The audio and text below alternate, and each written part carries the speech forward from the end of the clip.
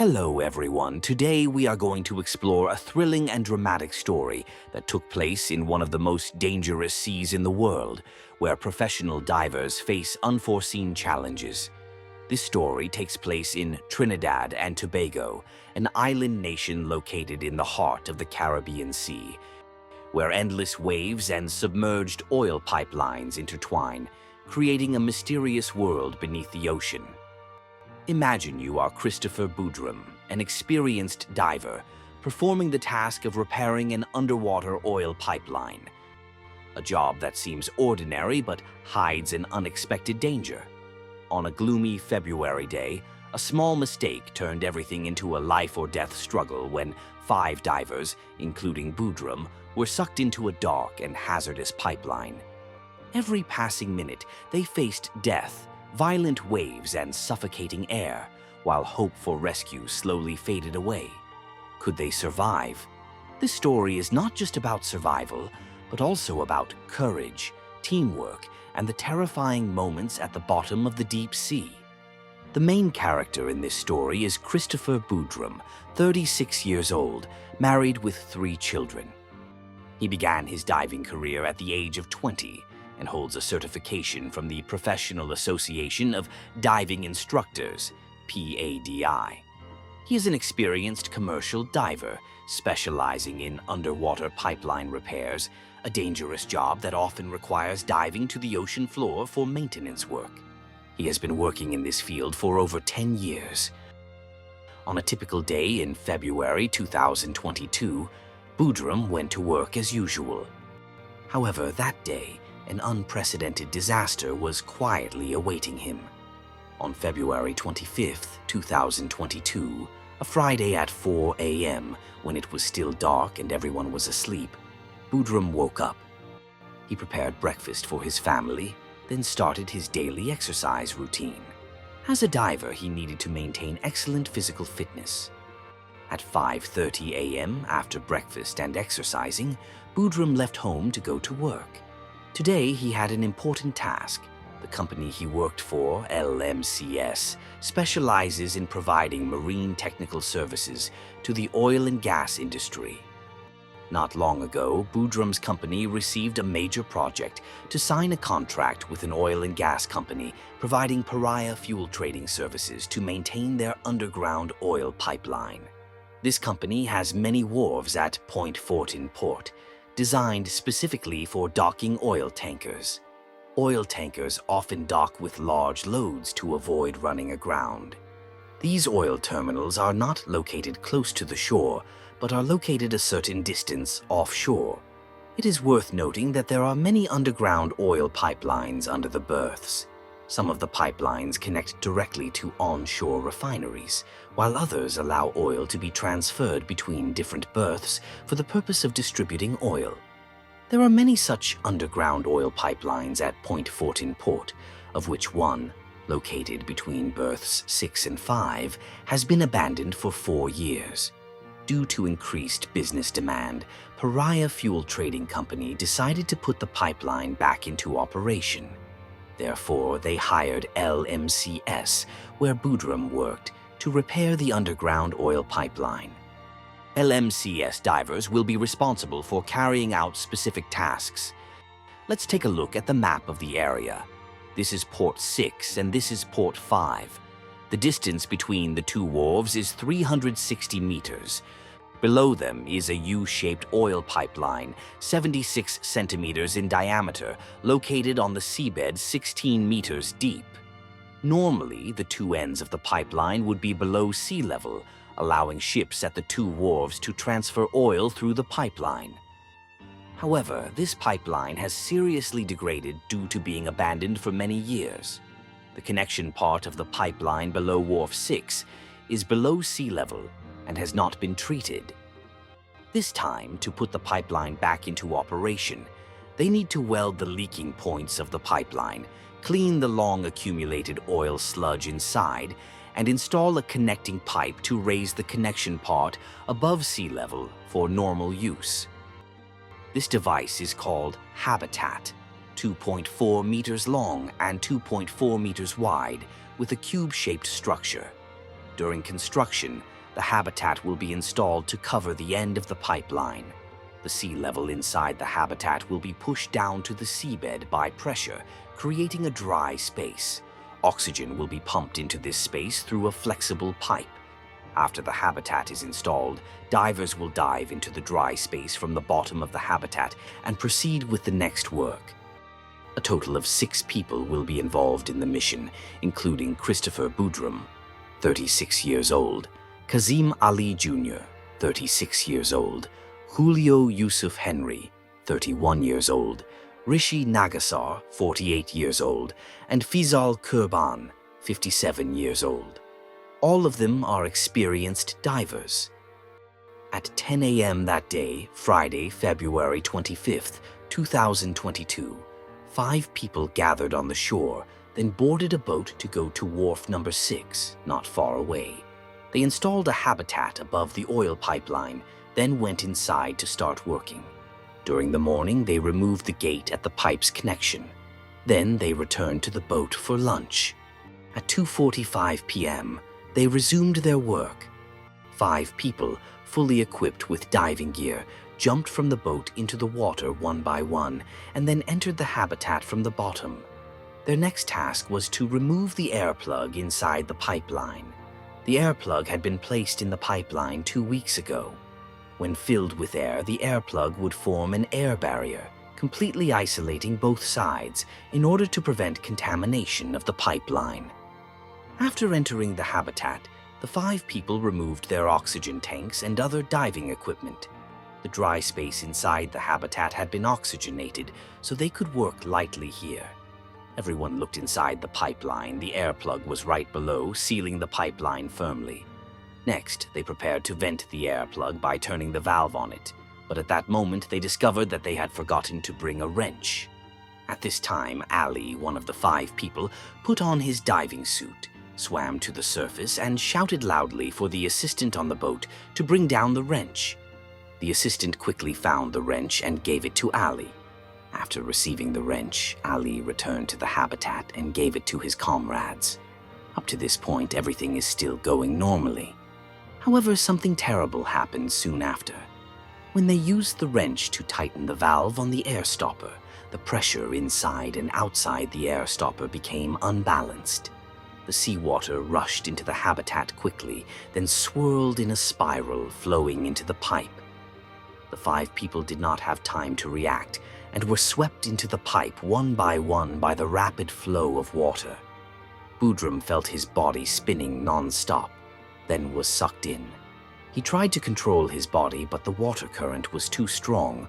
All efforts were in vain. Just like that, after 90 seconds, the water flow also stopped. It was pitch black inside the pipe, and nothing could be seen. Soon they realized they were inside the pipe. Because the seabed was uneven, the pipeline was not completely horizontal.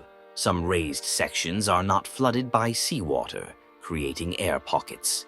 5 lucky people were sucked into the exact position of the air pocket inside the pipe, so they temporarily escaped death. At this moment, the atmosphere of horror enveloped everyone. They were extremely scared.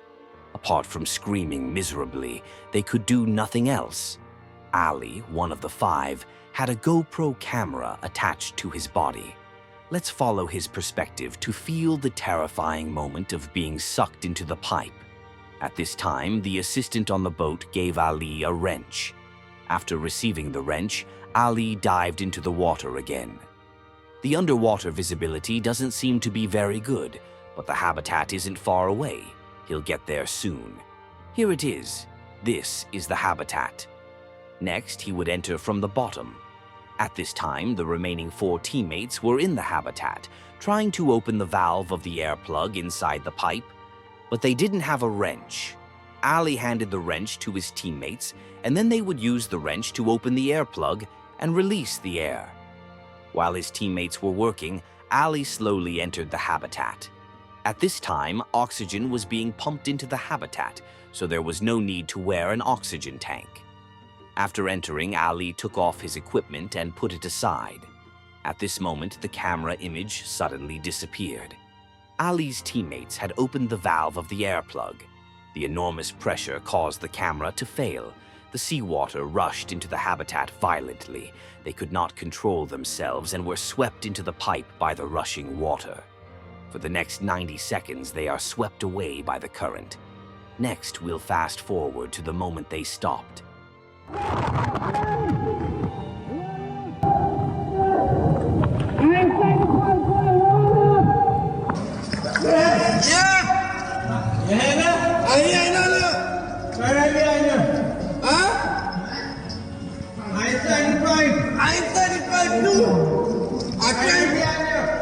I trying to come up. Yes. Yeah. Yeah. Right behind you, man. All right behind you? You're right behind me? Yeah. Huh? You don't know when you're trying to come up? It's not coming up.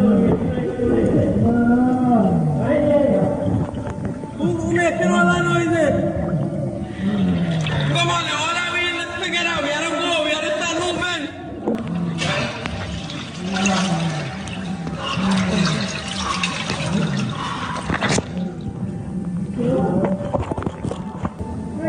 Yeah.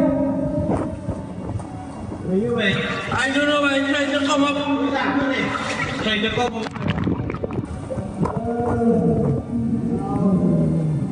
I'm trying to come up.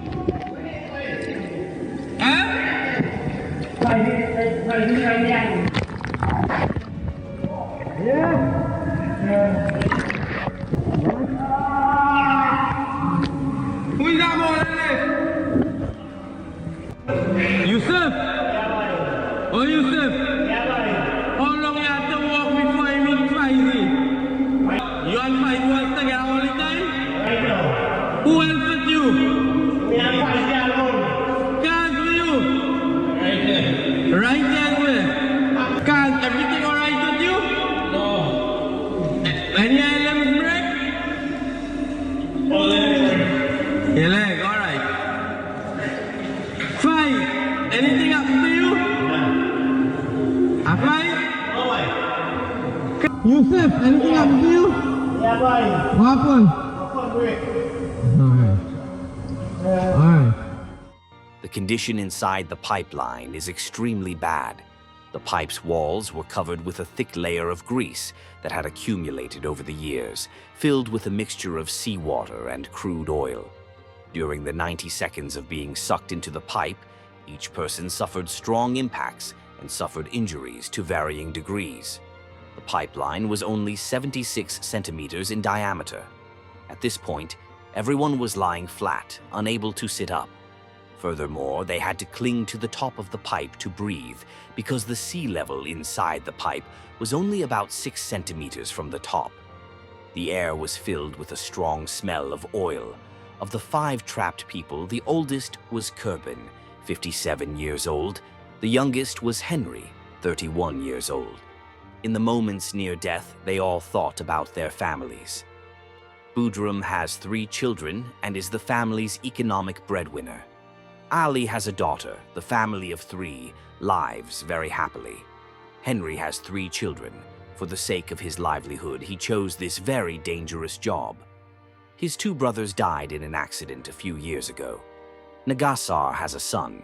Kurban is a devout Christian who loves the sea and has been involved in this work for many years, being the leader of a team of 5 people.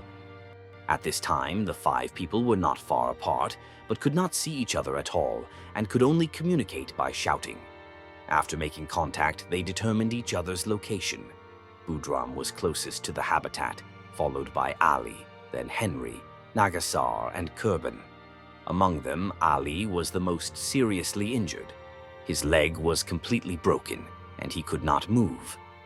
In the dark environment that made people feel extremely scared, Ali almost collapsed. After discussing, some people thought that they had to leave this damn place quickly.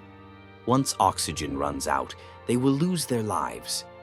However, some others thought that the company already knew that they were in trouble and would definitely send someone to rescue them.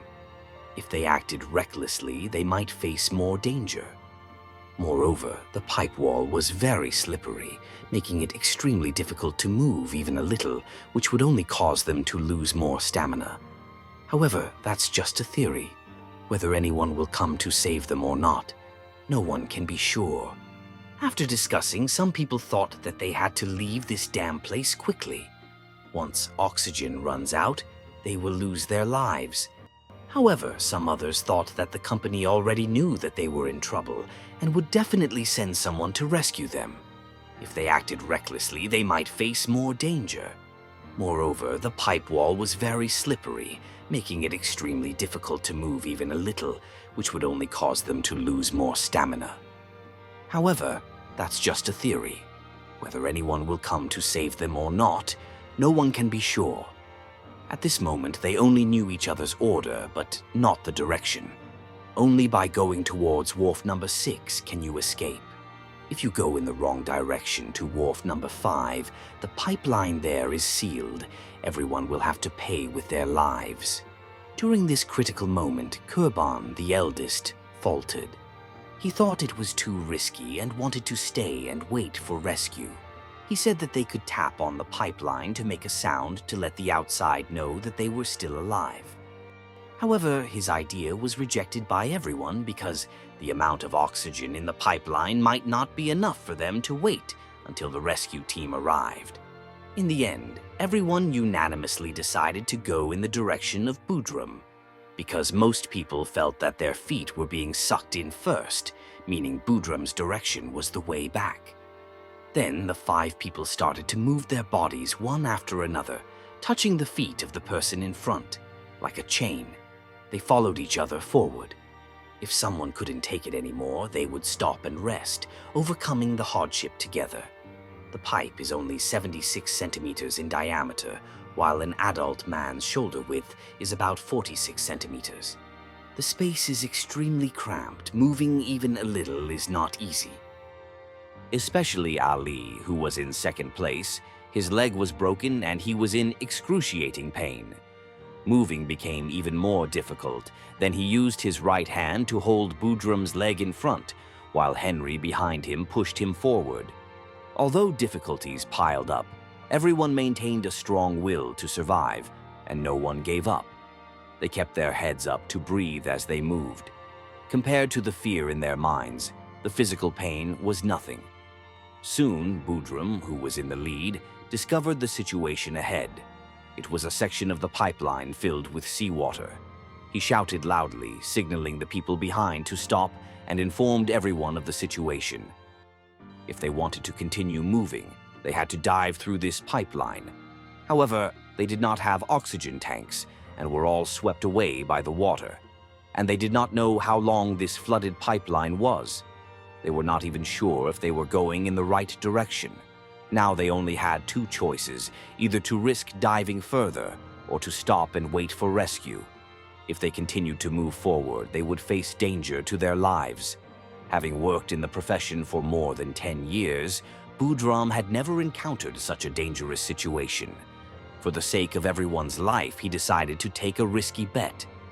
He said that since he was in first place, he would be the one to take the risk. He would go scouting by himself first. If he gets out, he will bring a rescue team to save everyone. Seeing that Budrum wanted to act alone, Ali said he wanted to go with him. If 2 people encounter unexpected situations, they can also support each other. Budrum and Ali were longtime colleagues, had a very good relationship, and had almost no secrets from each other. So, when Budrum wanted to take the risk alone, Ali, despite being seriously injured, still insisted on going with him. The other 3 agreed with their decision. If 2 people pass the flooded pipe, they will knock on the pipe wall to signal safety. So, the 2 of them took a deep breath and crawled into the pipe, Budrum leading, Ali still clinging to his leg. After a while, Budrum began to show signs of exhaustion. However, that was not the worst thing. They both held their breath for so long that if they couldn't breathe anymore, they would suffocate. At that moment, Budrum suddenly touched a hard object in front of him. After fumbling around for a while, a miracle happened. That hard object was an oxygen tank. He immediately put on his mask and took a deep breath, then handed it to Ali behind him. Thanks to this oxygen tank, the two continued to move. In the complete darkness, they did not know how much air was left in the tank and could only continue moving forward. After a while, the air in the tank was almost exhausted. Just as Ali was about to suffocate, Budram miraculously touched another oxygen tank. Just like that, the two continued to move for a while. The speed of movement was very slow, and no one knew how much time had passed. Finally, they reached a section of the pipe with an airbag. The two tried to press their noses against the wall of the tube, breathing air cautiously and greedily. However, the airbag in this section of the pipe was much shorter than the previous one and could not support the two for too long. After resting for a while, the two of them started tapping on the walls of the pipe to make sounds, trying to let the three people behind know that they were safe. A moment later, from behind also came the sound of tapping on the pipe wall, as if responding to them. However, at this moment, Budram, who heard the response, suddenly felt discouraged. He knew that the only reason he could reach his current position was because he was lucky enough to find 2 oxygen tanks. The 3 people behind him could not have reached this position. The distance was too far. Without an oxygen tank, it would be impossible. The current situation was that everyone was experiencing unprecedented fear. All hope was placed on Budram and Ali. Only if they escaped from the pipe would the others have a chance to survive. Budram felt the pressure weighing down on him. He took a deep breath, preparing to continue moving forward. However, at this moment, Ali behind him suddenly burst into tears. The fear at this moment was something that normal people could not imagine. His spirit had completely collapsed. Budram was no different, but he could do nothing but try to comfort Ali. He said that if he just persevered a little longer, he would be saved. But Ali no longer listened to what he said. He kept crying miserably, saying that he couldn't take it anymore, that he just wanted to stay here. Budram gently said, "Okay, calm down. Don't feel pressured or desperate. Take a deep breath. The most important thing now is to stay calm, because the more stressed and desperate you are, the worse the air in this small space will be, the more suffocating you will feel. So, calm down." Budram's gentle comfort warmed Ali's heart. He stopped crying and gradually regained his composure. A moment later, Budram knew he had to get on his way quickly. He told Ali to stay here and wait for rescue. Ali nodded in agreement because Ali was completely exhausted. So Budram carried the oxygen tank alone and continued to move forward. He didn't know how much time had passed, but he suddenly felt that he had reached a turning point. Ahead was a vertical pipe, and hope was right in front of him. He began to adjust his posture and swim straight up. A moment later, he suddenly rose to the surface. It was already 5 p.m., more than 2 hours since they were sucked into the pipe. Even though he had reached the surface of the water, he was still in the pipe, quite a distance from the mouth of the pipe. Because the pipe wall was covered with slippery oil, with no support, he could not climb up at all. Budram knows that hope is close at hand. He used all his remaining strength, shouting for help while banging on the pipe wall, hoping that someone would hear him. At this moment, clank! With a sound, a chain was dropped from above. It was Budram's 2 other colleagues. This morning, they were on support duty on the boat, not going down to the habitat. With the help of the 2 colleagues, Budram was successfully rescued. At the same time, the executives of Paria Fuel Trading Company, Limited, the LMCS diving team, and the Coast Guard were also present at the scene. Budram kept telling them that there were still 4 survivors in the pipeline, asking them to hurry up and rescue them. Everyone reassured him that his body was very weak and that he needed to be taken to the hospital by ambulance immediately. However, Budram was agitated and refused to be taken to the hospital, insisting on staying on the shore to wait for the remaining 4 colleagues to be rescued. The CEO of Paria Fuel Trading Company told him that they would do their best to rescue the remaining 4. Finally, Budrum was forced into an ambulance and taken to the hospital. He was so weak that he fainted on the way to the hospital. At 10 p.m. that night, the rescue team heard knocking coming from the pipeline, but no one entered the pipeline to rescue, and so a long night passed. The next day, Saturday, Budrum woke up in a hospital bed, his family and colleagues all standing around him. The first thing he asked when he woke up was how his trapped colleagues were doing. However, in response to his questions, everyone around was silent and bowed their heads. Hearing the truth, Budrum broke down completely. Turns out, last night no one went into the pipeline to rescue because Paria Fuel Trading Company does not allow divers to act on their own. The company's behavior made Budrum extremely angry and difficult to understand. The incident, after being reported by the press, attracted public attention. Some nearby residents, after hearing the news, voluntarily went to that sea area to try to rescue. However, Paria Fuel Trading Company sent people to block off the area, not allowing anyone to come near. 3 days after the incident, the company announced that the bodies of 3 victims had been found using an underwater robot. They also found a GoPro camera. The bodies of the 3 victims were covered in oil, their faces were swollen and unrecognizable.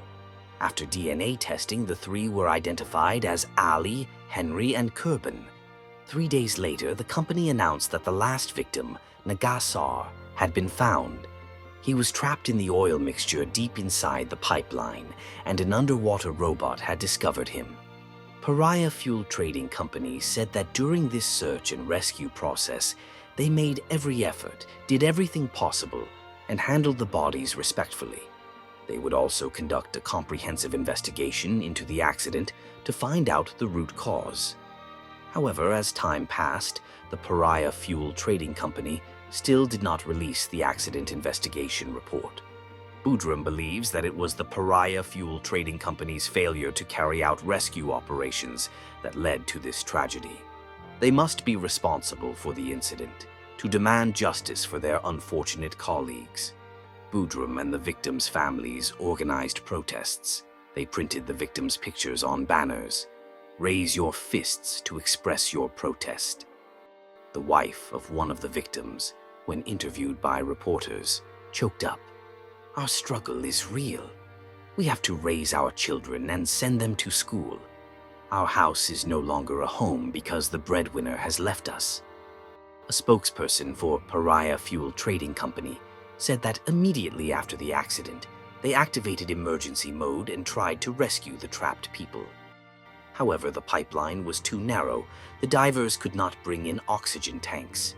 If they did not use oxygen tanks and went directly into the pipeline, it would be too dangerous. No one would dare to take such a risk. They had to follow safety rules to ensure the safety of the rescue team. That was also the reason why the rescue work was delayed. Budrum disagreed with the explanation. He claimed they did not carry out any rescue action because he was there at the time. On-site rescue resources could have been mobilized. He also knew the location of his other colleagues, but no one entered the pipeline. The incident attracted the attention of the local authorities, and they established an investigation committee to clarify the incident and bring justice to the victims. Budrum publicly recounted the details of the accident at the hearing of the investigation committee. Recalling the incident, he couldn't help but be moved to tears. He said, "The smell in the pipe was really terrible. The oil stuck to my face and created a burning sensation. Except for him, the others were trapped in the pipeline. They always believe that there is someone trying to save them. But the cruel truth was that from the beginning, their lives were abandoned." In any case, when Budrum was rescued, the remaining 4 were still alive, although someone had heard knocking sounds from the pipeline, but no one took action. After being rescued, Budrum lived in torment every day. Every time he thought of those 4 colleagues, he felt sad and couldn't sleep. Days like this were really too painful. Sometimes he even felt like he shouldn't have survived. He lay bedridden in the hospital for many days, facing reporters. He blamed himself deeply, saying over and over again, "I let them down." Regarding the cause of the accident, it is suggested that on the day of the accident, a large ship passed through the area, creating a high-pressure wave that flooded the habitat. Although the above theory seems to be hard to force, the fact is that on that day, an oil tanker passed near the site of the incident. The Road and Bridge Commission spent $15.5 million to produce a 380-page report that found Paria Fuel Trading had failed in its duty of care to divers. The accident was caused by the company's poor operating procedures. They even unilaterally prevented the divers from participating in the rescue. The company that the divers worked for, which was entrusted by Paria Fuel Trading to carry out maintenance tasks, was similarly responsible for the consequences of the disaster. However, the company is unlikely to be held criminally responsible because it was Paria Fuel Trading that prevented them from carrying out rescue operations. Based on the accident report, the investigation committee recommended that Paria Fuel Trading and LMCS be prosecuted. The Occupational Safety and Health Administration laid 12 charges against Paria Fuel Trading and 3 LMCS executives. The victims' families have also filed civil lawsuits for compensation. To date, these lawsuits have not been resolved. However, even if compensation is provided, it cannot compensate for the pain of losing their loved ones. It is worth noting that the victims have been autopsied multiple times, but their exact time of death has not been agreed upon. It is certain that all 4 survived after the 7th day, and some may even have survived until the 2nd. Ali's family, after bringing his body home, went to the forensic doctor themselves to conduct another autopsy. The results showed that Ali may have survived in the pipe for more than 39 hours. We do not know what happened to them after that, whether they tried to free themselves or not. But one thing is certain. Those trapped in the pipe had to spend their last moments in extreme pain and despair. Today's video has ended here. We hope you will click the subscribe button if you haven't, and click the like button so that we have more motivation to make more videos. Don't hesitate to leave your opinion below in the comments section. We will read and respond to you within 7 days. Once again, thank you very much.